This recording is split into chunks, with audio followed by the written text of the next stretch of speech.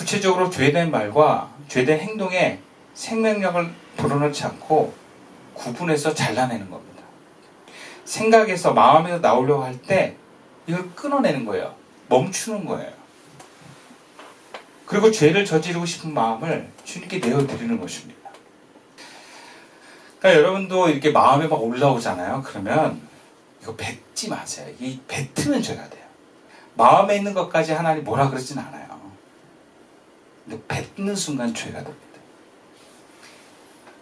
일단 뱉으면 하나님은 그 죄에 대해서는 책임을 물어요. 그리고 하나님과 멀어집니다.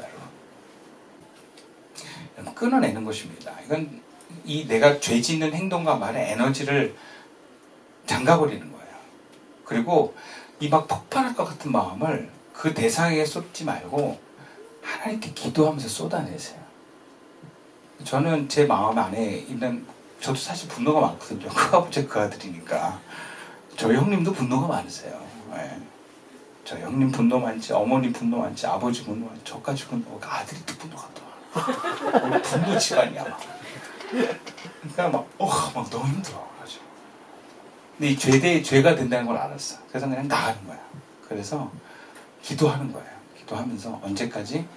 이 분노가 풀릴 때까지 계속 하나님.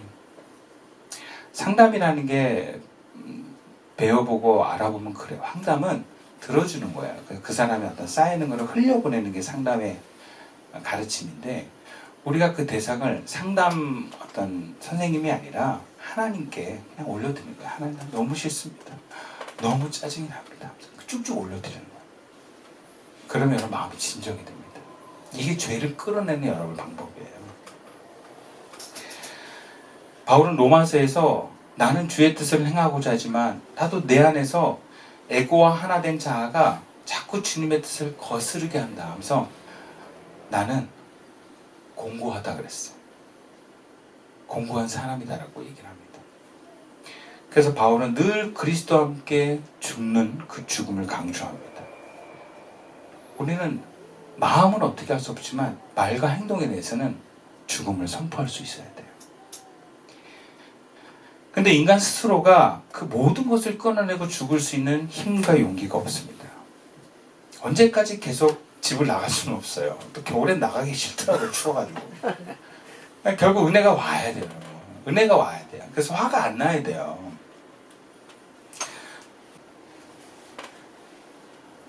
물론 우리가 삶을 살다 보면 막 그런 게 이제 어느 정도 막 걸러지긴 하죠. 근데 어떤 우리 안에 올라오는 어떤 감정의 문제들이 우리 스스로 통제가 안 될 때 있어요. 근데 참 신기하게 우리가 하나님께 향하게 되면 이 마음이 사라집니다.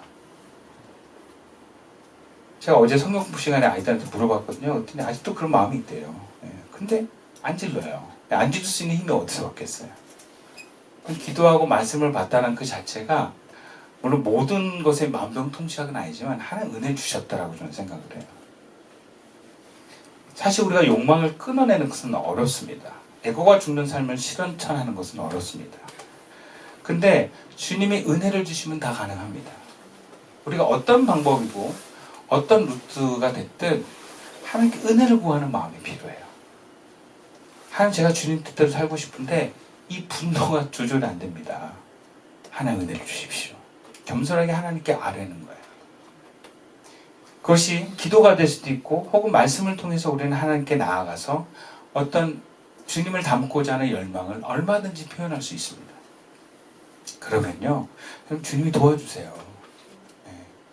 우리가 기도를 잘 못해도 괜찮아요. 주님이 도와주세요. 또 기도가 어렵다면 성경 말씀을 잘 몰라도 우리가 그것을 통해서 더 주님을 알고자 하는 그 마음 자체를 하나님 받아주십니다. 그럼 하나님 은혜를 주시는 거예요. 그래서 본문 16절에 바울이 골로새 교인들에게 이렇게 얘기합니다. 그리스도의 말씀이 여러분 가운데 풍성히 살아있게 하십시오. 앞에서 바울이 뭐라 그러냐? 너의 땅의 종욕을 끊어라, 용서해라, 사랑해라. 그래서 뒤에 뭐라 그래요? 말씀이, 그리스도의 말씀이 너희로 하여금 풍요롭게 하라는 거예요. 그것이 사랑의 삶을, 용서의 삶을 가능하게 한다는 것입니다. 두 번째로 우리가 그리스도와 마음이 합하여 높은 수준의 윤리적 삶을 살아내려면요, 오늘 보면 10절과 14절 말씀이에요. 새 사람을 입었으니 이는 자기를 창조하신 이의 형상을 따라 지식에까지 새롭게 하심을 입은 자니라. 14절, 이 모든 것 위에 사랑을 더하라. 이는 온전하게 매는 띠니라. 우리가 높은 윤리적 삶을 살아내려면요, 작은 사랑의 요청에 응답하는 거예요. 바울은 골로새 교인들에게 높은 윤리적 삶을 위해서 거짓말하지 말고 옛사람과 그 행위를 버려버리고 새 사람을 입었으니까 새로운 삶을 살아야 돼. 그런데 그 새 사람, 즉 하나님의 형상을 쫓아서 지식에까지 새롭게 되는 사람은 구체적으로 어떻게 사는 사람인가? 14절에 사랑의 삶을 산다라고 얘기를 합니다. 사랑의 삶을 온전히 살아낼 때 우리는 더 높은 윤리적 삶을 살아내는 겁니다. 여러분, 높은 윤리는 내가 뭐 하지 않고 죄짓지 않고 내가 정갈하고 흠이 없고 이런 것으로 끝나는 게 아니에요. 높은 윤리는요, 내가 뭐 하지 않고 아니라 사랑하는 겁니다. 남들보다 더 사랑할 수 있는 사람이 되는 거예요.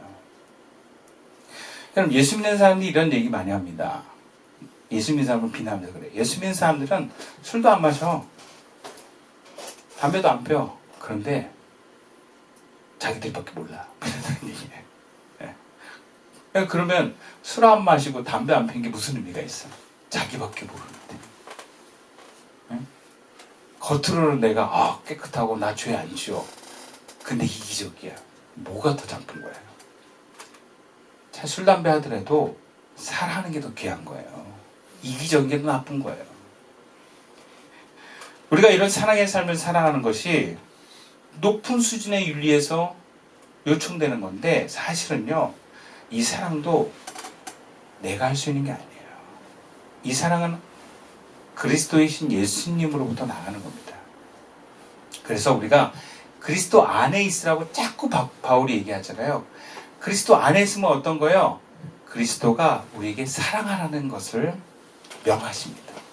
야, 너 사랑해야 돼. 이렇게 얘기를 하는 거예요. 주님부터 감동되는 그 마음 안에서 사랑의 요청을 우리가 무시하지 않고 응답하게 될 때 그것이 더 높은 윤리적 수준으로 나아가는 길이에요. 그러니까 얼마나 사랑이 풍성합니까? 그러니까 우리는 우리가 생각하는 사랑으로는 항상 한계가 있고 또 뭔가 사랑을 베풀었으면 거기 돌아오는 걸 바라기도 하는데, 하나님으로부터 오는 사랑은 그런 사랑이 아니에요. 그냥 주는 사랑이에요. 사랑의 열매가 더 맺어가면서 그 공간이 아름다워지는 사랑입니다. 그래서 우리는 늘 그런 생각을 해야 돼요. 어떻게 하면 내가 하나님의 사랑에 순종해서 사랑의 삶을 살아갈까? 제가 이번 주 그 목사님하고 이제 월요일 날 신학책 만남을 가져요. 그 최 목사님이 신학으로 박사까지 했기 때문에 제가 가서 항상 물어보고 배우거든요. 이제 어려운 신학책 줄긋기를 해요. 저희가 하다가 이제 신학자를 공부하면서 예수님은 하나님이시다. 그걸 막 서로 얘기하면서 감동을 받았어요. 근데 그 과정에서 그분이 그런 얘기를 하더라고요. 자기가 그 작은 서울에 있는 공간에서 목사로 지내보니까 이 교회 한번 왔다가 한 번만 왔다가 그다음부터 안 나오는 사람들이 되게 많더라는 거예요. 그러니까 자기를 알았던 지인들이 안국동 그 사무실에서 조그맣게 교회 한다니까 궁금한 거야. 그래가지고 예배 한 번씩 온대요. 예. 그러니까 자기가 이 작은 공간에서 목사로 지내는데 계속 나오지 않고 한 번만 오는 사람들이 많아요. 그러는 거예요. 그러면서 그럴 거면 처음에 아예 이 사람 내가 앞으로 안 만나고 한 번만 만나면 무슨 메시지를 전할까? 그런 고민을 하게 된다는 거예요. 예.